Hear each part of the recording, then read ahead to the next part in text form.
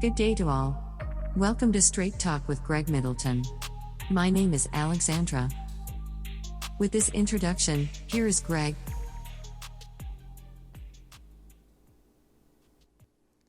A good day to all, and welcome back to our show, Straight Talk. I had in our previous episode, Brandon talking about his basic information, but this show I want to concentrate on the issues at hand, because it's very important that when you're going to vote for somebody that he represents the concerns that you have. So Brandon and I are going to spend this episode talking about some of the major issues in the District 3. Welcome back to the show, Brandon. Thank you so much. Right. I'm just going to say a brief prayer, if you don't mind. All right. Lord, we ask you to come again, once again, and be with us as we try to serve your people. Touch our hearts, touch our minds, Father, that we may deliver on your promise in the name of Christ Jesus. Amen. Amen. So, Brandon, as you look at the issues concerning specifically District 3, what are the main issues that you see at hand? Let's go, what do you think the top priority is of issues? So I think the main issue, the top priority in everywhere, I would say right now, is affordable housing. Okay. We have affordable housing, then we have public safety. Okay. We have economic development, and then we have our environment. I include homelessness into affordable housing as well. So. Yeah, I put those together. Now, when you talk about affordable housing, they're building just like every corner of Pasadena, for a while, it looked like it's a new building. Is there enough money in this system, in this city, to have a pretty good maximum of rent or sale of these properties? So many of them. Yeah, I mean, some of the developments that we are seeing is affordable housing. Okay. So we have a development specifically in District 3 on Oakland Avenue. Okay. And then we have another development. The one on Oakland Avenue, I believe, is done already. Then we have one that everybody knows they're working on the corner of Orange Grove and Fair Oaks. Right. Yeah, and so that one is being done. Also, how many units is that? I think that's 100 and something units. And it's affordable housing? Yeah, that's affordable housing. Okay. Now tell me, how does this work? Brand new construction, is it based upon your income to qualify for that? How does that work? Yeah, so most affordable housings are based upon your income. A lot of them do like 30%. They go based upon 30% of your income. Some of them is subsidized. Some of them is Section 8. Okay. So it depends on each housing, what they get contracted for, and what they're able to do. But everyone is different. So some of them you have what we call affordable housing. Some of them is workforce development housing. Right. Some of it is transitional housing. Back up. What is workforce development housing? What is So that? workforce development, it's affordable for the working class. Okay. And so it's you're making a certain income. It's a little bit more than affordable housing or low income housing. But it's literally for the everyday family, everyday working family, because what we're seeing is that even those working class people cannot afford market rate rent as well. Right. I mean, it's just almost out of control. I mean, I look at my house is worth over $1 million, and I couldn't afford that. You know what I mean? But it's just the prices have gotten so far up. I'm just wondering, our younger generation, are they going to make that much money to be able to afford houses this much more expensive? You know? And those are the things that we're looking at now, right? And I think that's the culture that we have to talk about right now. That's what young people have to talk about now, right? Because just like you, there's a lot of families out there that want their kids to live where they are, or around them, or in the same community, and even grandkids. But what we're noticing is that that's not really the case right now because of how much housing and rent is costing at this moment. Well, let's go back to what you talked about earlier about percentage of black people in this area is about 6% now in Pasadena? Yeah, the total of Pasadena. Right. So a lot of it that has to be economically driven. You know what I mean? Because like I said, I don't know what the national statistics, but in this area, blacks' income compared to other races is probably not apropos. Right. You know? I mean, that's across the county, that's across state, that's across the nation, right? And I think that's, we have to continue to advocate for livable wages, right? And not just paying us a minimum wage, but actually advocate for livable wages, because down through history, we've been paid the lowest on the totem pole. Always. And we've always been overlooked for businesses. We've always been overlooked for contracts and developments. And so I think we have to tap into those sources, and we have to work together as a community in order to get into that. And I think affordable housing has to go with jobs. Yeah. You mean, because if you don't have jobs, you can afford housing. You mean, so are there job programs available, or the Pasadena is pushing some kind of job initiatives or anything like that? Yeah. So one thing that I've been pushing is we have a program at the Flint Ridge Center called the apprenticeship program through the Los Angeles and Orange County Building Trades. All right. And what it is teaching community members about the trades, right? About construction trades and how to get in the union. I'm a union baby myself. I'm not in a union, but my father, he was in the union, and he's retired in the union, which is Local 300. And so, I'm a union baby, and my dad was able to retire because of him being in the union. And he had health care because of the union and so much more. And so I think what we have to do is look at ways to really train our community on how to make more money. Everybody doesn't want to go to college, and that's totally fine. College is not for everybody. But actually showing our community and giving them the tools that they need in order for everybody to succeed. Now, if you make the decision not to go, then that's fine. But if the resources are not there, then that's a whole nother issue. That brings up a point now. Of all this construction going on in Pasadena, how many local hires, percentage-wise, are there of people being able to work in their own community, building their own community? So most constructions that we're seeing in Pasadena is between 15 to 20% local hire. Wow. For me, I want to change that. I think we have to. Yeah, I think we do have to change that. We have to change that. And I think one of the ways to change that is, one thing that I'm looking at is what we call a project labor agreement. Okay. And with project labor agreement, it means that the city goes into an agreement with the unions, saying that we have to hire at a certain percentage. My percentage that I think that is wonderful for us to hire at, especially for local hire, is 40%. We need at least 40% local hire, people that comes from here, and not even just local hires, but also investing into our businesses that are here, like the trucks and the equipment that we use. We can use those that are here locally as well. And that goes into reinvesting into our communities. Well, speaking of reinvesting, then we have to invest in job training. You mean, so if we want to get people hired, you got to be trained before you can get hired. So how do we attack it from that level? So that's one of the reasons why I brung up the apprenticeship program, right? Because the apprenticeship program has about, I want to say they have about over 150 men and women who has already been trained in unions, but it's very hard for them to get a job because we don't have that strict local hire percentage here in Pasadena. Tell me this, Brandon. If, say, you hire, contractors bid for the job, right? So the best bid is what's selected. So do contractors lean more on the people they're more familiar with? Like, 'cause building a construction project, you got carpenters, you got cement guys, you got roofing guys, you got all these different aspects of construction. Do contractors insist on having their own people, or could they use just union people? Yeah, most people do hire their own people, and the amazing thing about the project labor agreements that I'm talking about is that whether you are a contractor in the union or not in the union, you can hire people that's in the union, which is preferable. But then also there's a few slots for people that you normally work with, and that's normally a part of that.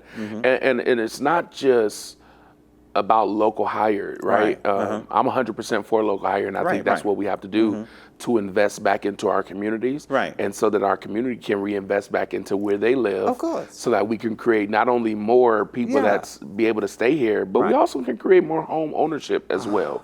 So it's not just about affordable housing, but it's also about creating more home ownerships that are here in Pasadena, but also what Project Labor Agreements focus on is being able to pay people livable wages. And so we're not just stuck at paying people minimum wage, but they can work up to being paid, having livable wages so that they can earn income to be able to buy wherever they want to buy. Are there any, say if you were on the council, do you propose initiatives, like I said, for workforce training or something like that? Can we come up with funding sources for things like that? How do we get things like that funded, job markets and stuff like that? Yeah, so there are already trainings that are happening throughout the city that are, and that's with Pasadena City College has a lot of trainings, whether it be credited or non-credited, that are for a city, and everybody in the city of Pasadena coming out of high school can go to PCC for free. So that's that. But you know, there's so many other programs, and as far as the Flint Ridge, and now PUSD is coming up with more workforce development trainings as well, to combat, you know, individuals not wanting to go to college. And like you said, attaching this affordable homes to homelessness. Now, how is the homelessness situation in Pasadena? I go to Hollywood, and it's just atrocious. People sleeping on every corner. I mean, Hollywood used to be Hollywood, now it's just homeless. Yeah, so homelessness is very tricky. And I say that because I used to work in an organization that focused on homelessness and homelessness prevention efforts. And it's very tricky, right? So the last 5 years, maybe even 6 years, I've done the Pasadena homeless count. So that's actually going out there, getting information, finding out why people are homeless, whether they're planned to or what are their needs to stop being homeless. And so everybody's case is different. Over the last year, we've actually increased just a little bit of our homelessness in Pasadena. Increased. And so it has been decreasing for a little bit, but this year it has increased. The thing that's tricky about homelessness is that in the homeless count, we can only count the people that we see. Individuals that are living on people's couches, so you can have your brother living in your couch and he's not considered homeless. Your son can be living in his car and he's not considered homeless. And so I think, you know, even though the numbers is in the 500s, I think that number is much bigger than that. Because there's people that are living on couches, they're living on people's backyards, they're living in their cars, and those are the things and people that we have to count as well. They're living in shelters, and those are the numbers that we have to count as well. Tell me this, of the homeless, I know many of them have psychological issues, many of them have drug issues, and some are just down on their luck. Are there many just people who are just broke out there on the street with no place to go, who don't have psychological issues and just don't have funds? I think it's a little bit of both, right? And you know, I always try to educate the community that everybody that's homeless don't want to be homeless. There are some individuals that do want, that do like it because they like the not being able to be responsible, right? I remember, it's a quick story. I remember when FedEx used to be Kinko's on Colorado, and it was one of the hardest times in my life, right? I had went through looking for a job, and so at that time Kinko's was 24 hours, and you could just go and get on the computer and stuff like that. So I would get on the computer, and I remember going at like 1 o'clock in the morning one time, and I got on the computer, and when I got out, it was a homeless individual sitting outside of the door, and he said, "Hey, can I ask you a question?" He said, "Why are you here so late?" You're a young guy. I was literally in my early 20s at that time. He said, "You're a young guy, like, why are you here?" And I was like, "Oh man, I'm just applying for a job." And this and that. So we started to talk, and I ended up sitting right next to him, and he said, "I want to show you something." and he showed me his bachelor's degree. Wow. And then after he showed me his bachelor's degree, he showed me his master's degree. What? And after he did that, he showed me his ID because he said, I can show you paperwork, but you still wouldn't know if it's me until I show you my ID. So he showed me his ID, and it was the same name, same everything. And I looked at him. I said, "What happened?" Yeah. He said, I went through a depression because I lost my mother. And after I lost my mother and went through the depression, I lost my family, I lost my wife, I lost my kids. Oof. And now I'm in a situation that I'm in now, right? And couldn't find a way out because times get hard. I always tell people times get hard for all of us. Right. But it's how we learn to backtrack and get back up, right? Right. And some people need help getting back up. And I think those are the things that we have to do in our community. We have to help people get back up. Really? It's not just about giving somebody a home, but it's also helping them to be able to stay and live in that home. I have a family member right now that's living in Memorial Park by choice. Right. And so, but we have to give people the help and the resources, like drug and alcohol counseling, like living counseling. So how do I budget? How do I make money? How do I apply for a job? What do I put on my resume? What do I put on my cover letter, right? And these things are how we keep people housed, because if we don't tackle them, then we'll continue providing housing, and people wouldn't know how to sustain that housing. So that conversation, even though I worked in homelessness with young people for a long time, that conversation in my early 20s changed my life when it came to homeless. That it's the best of both worlds, and we're one heartache away from being depressed ourselves. It just seems to be so deep, and if we don't tackle it very soon, it's going to be too deep, too big of a hole to dig out of. I mean, it's something that's when you walk to the grocery store and you got to go through the homeless to get into the grocery store. Right. You walk to a department store, you got to step over them to get there. So if we let it continue to go on, then how can we fix the problem? I like something you said. We have to address the root of the problems, because if we just throw money at it, they can't. What, you're going to pay their rent for one night, then they're back on the street? So how do we address more of the issues that are creating homelessness? And they don't have these, I think since Reagan, they don't have these hospitals for psychologically impaired people. Yeah, that's one of the things that Pasadena is tackling now, right? Is a mental health institution where people that can come. A few months ago, one of my closest friends, he went through an episode, and thank God he was able to bounce back from that episode.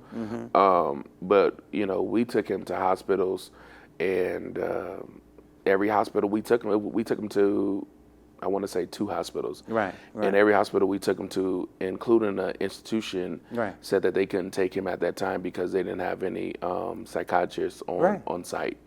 So these are real issues. Insurance? Who covers that? Right. He had insurance code, so it was covered. Right. But it's issues that we are facing in our community, and mental health is one of them, especially after the pandemic. Right. Domestic violence went up, suicides went up, mental health issues went up, and I'm directly knowing what's happening with that because my fiance, she's a marriage and family therapist. So great. I hear about it on that end as well. But these are things that we have to tackle in our community. And let me just say this real quick.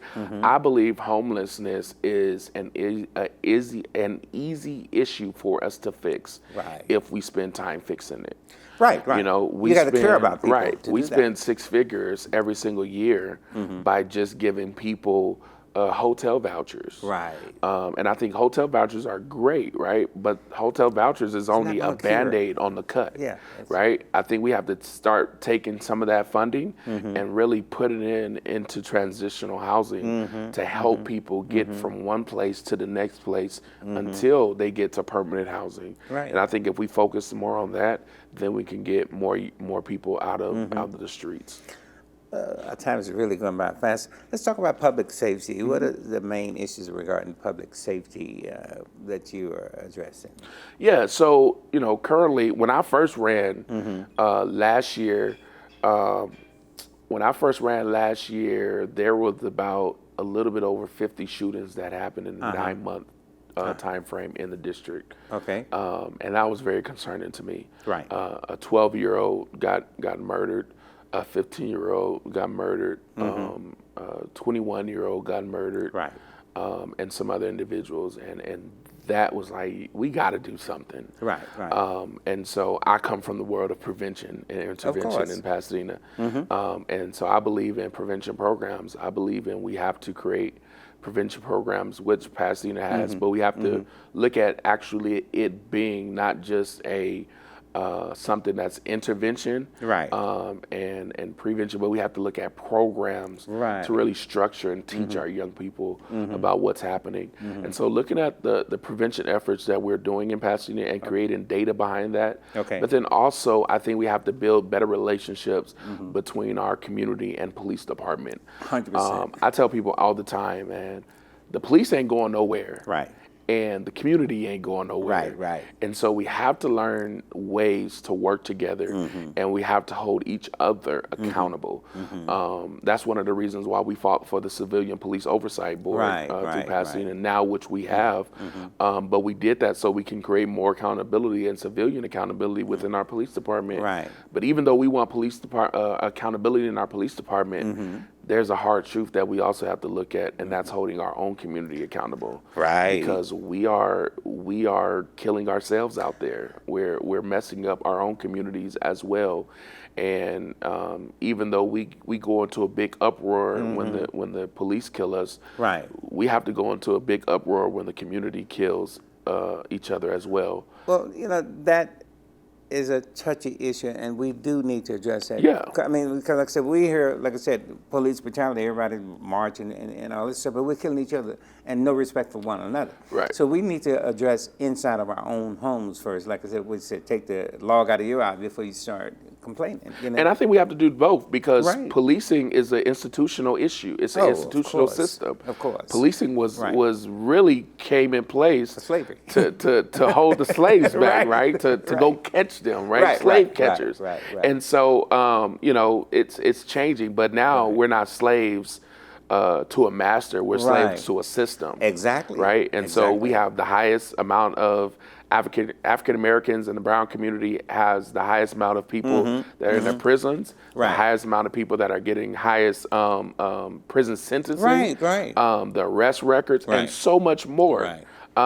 And so those are things that we do have to address, but it's not just public safety when it comes to violent crimes and things Right. of nature. It's also public safety for me, Right. creating opportunities where we can actually live in a community where we can bike together, walk together, Right. and do it safely, right? And not have those pedestrian and vehicle collisions in our communities.